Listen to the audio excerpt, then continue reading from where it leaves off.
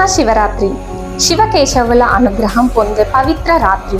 ఈరోజు ఉపవాసం, రాత్రి జాగరణ మరియు శివలింగానికి రుద్రాభిషేకం పాలు నీళ్లతో చేయడం వల్ల అజ్ఞానం నశించి జ్ఞానం, అంతర్గత శాంతి లభిస్తాయని నమ్మకం.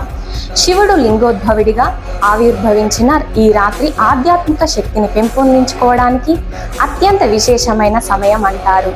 ఇది కేవలం పండుగ కాదు, ఆత్మ జాగరణకు, చీకటి అజ్ఞానం దాటి వెలుగు జ్ఞానం వైపు వెళ్లేందుకు పిలుపు. అందుకే మహాశివరాత్రికి ప్రపంచవ్యాప్తంగా ప్రత్యేకత ఉంది.